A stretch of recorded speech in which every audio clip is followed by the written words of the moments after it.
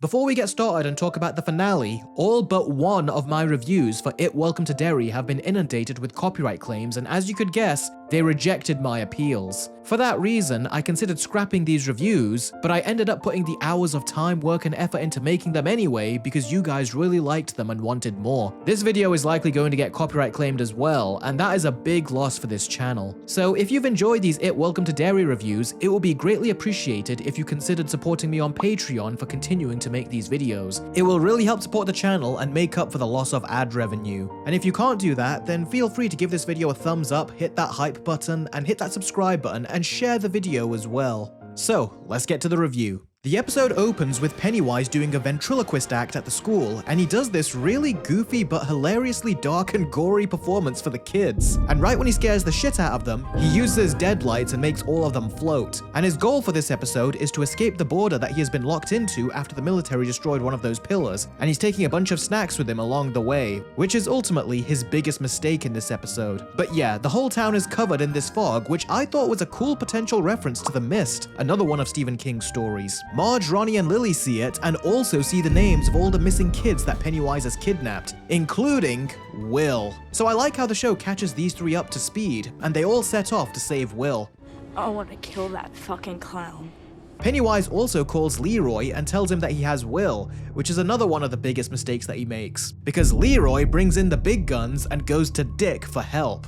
Dick, however, is going through his own issues because in the last episode he spoke to one of the ghosts and now they all see him. And the pain is causing him to go crazy and want to kill himself. But after Leroy begs him to help him find Will, he reluctantly stops and goes with him. And it's so cool to see how Leroy goes from not being afraid of anything this season to now being like this. He is broken down and panicking, and again, this is good writing here. The adults usually wouldn't care less if Pennywise takes their children, which is something I have always hated about this world. But this show is removing that issue for me, and it's making the adults far more likable and engaging as characters. And I love how the general is told that Leroy is going AWOL, and the general is like, we don't need him anymore. There is nothing he can do to stop us now. But as soon as he's told that Dick has gone with him, the general completely changes his tune. Leroy brings Dick to Rose, who gives him a special tea which helps him deal with his issues. Kind of convenient if you ask me, but for the sake of the story, I'll let it pass. From here, they all plan to use the dagger to replace the destroyed pillar so they can trap Pennywise again. And Dick uses his powers to locate the dagger, and he finds it's with the kids. And with that, the adults set off on a journey to find the kids and help them rescue Will. I really do love how this is all coming together. Both the kids and adults are all on the same page, they know about Pennywise, and they're on the same mission. No non-caring parents like what usually happens with It. Yeah, this is so awesome. The story really is coming together very smartly here. We find that the dagger wants to go home, however, which is kind of like the ring wanting to go back to Sauron. And it turns out that my Ring of Power comparison with Lily and the dagger in the last episode is actually very accurate. This thing is exactly the same as the Ring of Power. Like all lost things, it just wants to go home. The further you take it from where it belongs, the more damage it does to your mind. The ring is trying to get back to its master. It wants to be found. We even have a Lord of the Rings moment later on when Will gets hold of it. I can't do this. It's the dagger. No! So the kids find Pennywise and, more importantly, find Will. And as they try to bring him down, Pennywise appears, and I love his entrance. Decided to join the circus. If he ever becomes a playable character in Mortal Kombat, I want this to be his character entrance. They use the dagger against him, but he tries to throw off their aim, and this was fun. I especially love when Lily loses it and starts screaming. And then he takes Marge. And a lot of our suspicions after Rich's death turns out was right. Pennywise tells her that she is going to give birth to a son named Richie. And surprisingly, Pennywise tells her that Richie and his friends bring him his death or birth. So yeah, it turns out that this series is not just a prequel, but it's also a sequel. Pennywise, strangely, is kind of born backwards in time. It's weird, but it technically brings time travel into the show. And they give us more information about this later, but it's more of a tease. Andy Muschietti has said that we will learn more about this in future seasons. But right now, this is very fascinating. And it's also nice to know that Marge still remembers Rich even in adulthood. Pennywise tries to eat her, but he freezes because Dick uses his shining ability to get inside of his head. And this was really funny. Calling him Bob Gray and bitch slapping him, even Pennywise started to get shocked and confused. I really did love this. And it gives me exactly what I wanted from one of the previous episodes. I said that I really hoped that Dick's shining ability can actually help him against Pennywise and not just make him vulnerable to him. And in this episode,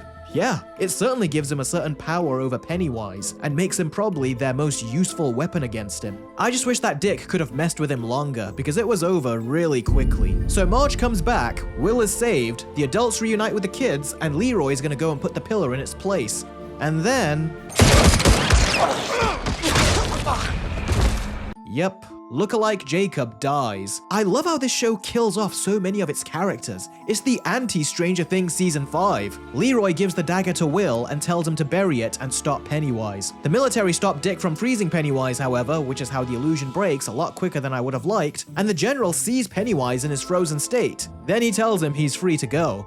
But then, Pennywise remembers the general's scent and turns into that creature again that he used to scare him with and eats him. Although, it was done off screen in a PG-13 fashion. I don't like when they do that. Bad guys like this deserve to have awful deaths, and they let him have it so easy. So I wish they would have shown a more gruesome death for him. Then it's a race to the finish line for both the kids and Pennywise. The dagger doesn't make it easy, however, and the kids are not gonna make it in time. So the adults fight off the army, take their guns, and attack Pennywise to slow him down. But as much as they try, it's no use. Pennywise is gonna get past the border before they can put the dagger into the tree. Leroy even runs out of bullets and Pennywise uses his deadlights on him. And the rest of the adults are just standing there. But when all hope seems to be lost, Dick sees the Native American woman again, and she brings with her one of the most jaw-dropping scenes in the entire series. This scene is played off to the main It theme, and it made me drop my jaw. Not only was I so glad to see Rich back and contribute to stopping Pennywise, but I also felt a little emotional. And best of all, it didn't feel cheap, it felt earned. Based on everything the show has set up, it made so much sense. And I love how he gives the finger to Pennywise. He slides over and helps his friends put the dagger into the tree, and it was such a close call. Even Dick got scared. And I love how all the adults react after they see Pennywise turn into this monstrosity. They stop him just in time, Pennywise dies, or is put out of commission for 27 years, and I've gotta say, this whole climax is another example of fantastic CGI and production values for a streaming show. In fact, this whole ice sequence is better than what we get from theaters. I remember seeing The Black Phone 2 in theaters, and its climax also takes place on the ice, and it doesn't hold a candle to the climax in this episode. This is far more grand in scope and much more satisfying. And because so many characters die in this show, you really do have this fear that Pennywise might kill one of them. Or all of them. But you don't have that fear in The Black Phone 2 either, because no one dies in that movie. Just another reason as to why theaters are losing to streaming. We get expensive quality entertainment like this on TV, whereas we get lower budget stuff like this in cinemas. I mean, Pennywise putting his face together, that was some great CGI for a TV show. It reminds me of an updated version of the Sleepy Hollow effect with the Headless Horseman. They put a lot of money into this. So the day is saved, the kids all realize that Rich helps them, and I like how Marge has a single tear as she mentions this. And everyone is all happy. Oh, except for Rose. If only the general got eaten in the woods. Little did she know here that she had sentenced her future nephew to death. We get a funeral for Rich, and I gotta say, the speech that Marge gives, it was very poorly written. Something that really didn't work is that the rest of the kids are crying heavily, but the emotions don't match her speech. This is interesting because in It Chapter 2, I felt that Stanley's message felt overwritten, and Marge's speech here feels underwritten. I know this is technically a written speech taken directly from Stephen King, but my point remains, I wasn't that fond of it. It's like Andy Muschietti really struggles with these kinds of speeches, but seeing Rich at his own funeral with his arms around his parents and Will was very heartwarming. And they made it even more heartwarming with Dick seeing it, and I love how he even tells the parents as well. The hand you feel on your shoulders. Your boy's dead. That was very nice of him, and again, really emotional. They continued to handle Rich's death very well, and I am so impressed by that. Marge tells Lily that Pennywise spoke to her about her future kid and his friends, and that's why Pennywise wanted to kill her. So I'm really curious about this whole thing, and I wonder how it will affect the story, because if Pennywise is time traveling, then that could change everything. So Dick decides to go work at a hotel as a cook, and right now, he is serving up a fresh plate of irony. I mean, how much trouble can a hotel be? And both he and Leroy say their goodbyes, and I really do love these characters. We really have come a long way from the first episode where I just wasn't quite sure of the two, but all these characters have grown on me, and that is a mark of a great show. So the Hanlon family stay in Derry, the rest of the characters are given conclusions to their arcs, Ingrid is in the loony bin, we then cut to 26 years later where she is now the old woman from It Chapter 2, we hear screaming, and... Yep. We see the moment when Beverly's mother dies, and her father is there too. And if they did de-age her, the effect looks really good. And with that, the show comes to an end. What a great episode. Really, talk about a fantastic finale. The episode kept moving, it never slowed down or gave us any filler, the effects were fantastic, so were the plot twists, character deaths, the Pennywise sequences, and even the miraculous return of Rich was so wonderfully done. And the acting from these kids, and all the actors, has been top notch. And they've all acted circles around the Stranger Things Season 5 cast. I don't know what is going on with that show, but everything feels off about it, especially its acting. And the surprising twist of this show being a sequel as well as a prequel just opens it up to so many interesting possibilities. It also can open it up to convoluted and nonsensical storylines, so we'll have to see how this pads out in the future, but right now, it's fascinating. Even though I have no idea how Pennywise survived this. And can they even kill him at this point? Maybe we'll see that turtle on a future season. Maybe that's the only way they can truly defeat him. But overall, I was very impressed with this episode. It was a terrific finale. It's the best episode of the season, and it gets a very good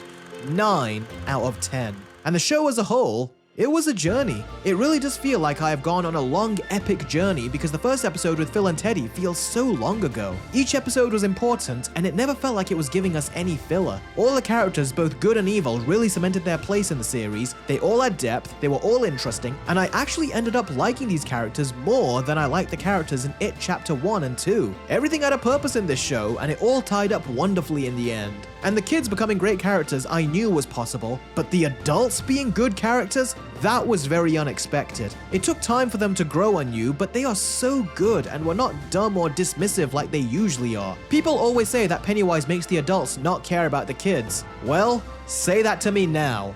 These adults cared, and I found the story and characters to be so much more engaging as a result. So no more of this nonsense that Pennywise makes the adults not care about the kids. For so long, that has made the adult characters incredibly one-note and inconsequential, and removing that has made them so good. Looking back though, I do think that the military scenes are the most repetitive. A lot of them are important, so I wouldn't say cut them out, but they should have tightened them up a bit. I think that really would have helped, especially for when we rewatch the show. And for how good the effects can get, it puzzles me why they were so bad in episode 3. I mean, they look like they came right out of Disney's The Haunted Mansion from 2003. They were that bad. Now, my biggest complaint with the show is that it took too long for Pennywise to show up. 5 episodes in, I think, was too much. And the show became so much more fun when he came in, and it had this whole different energy to it. The other forms that he was presenting started out interesting, but they really got tired by the time we got to the 5th episode. And as always, Bill Skarsgård does a terrific job as Pennywise. In fact, I think he is actually better as Pennywise in this show than he was in the 2 movies. I think both the actor and the director have really found their footing with this character,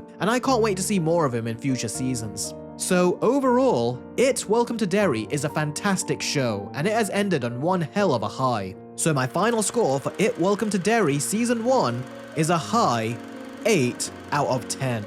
Goodbye Stranger Things, and hello It Welcome to Derry. Now that Netflix is buying Warner Brothers, I'm sure this series will get insanely popular once it hits Netflix, and I am certain that it will get its planned 3 seasons. Here's just hoping that it doesn't get a season 4 and 5. So, That's it for It Welcome to Derry. It was a really fun time, and I hope you guys enjoyed my reviews of each episode as much as I have making them, copyright claims aside. So, what did you think of It Welcome to Derry? What would you rate the final episode? And what would you rate the season as a whole? Be sure to let me know. And a big thanks to my patrons. Revenue has been lost on the channel, and as usual, studios completely ignore fair use. And you guys have no idea how much you're helping. So to existing and new patrons, thank you very much for your support. And thanks to everyone for watching, and I will see all of you very soon. Take care.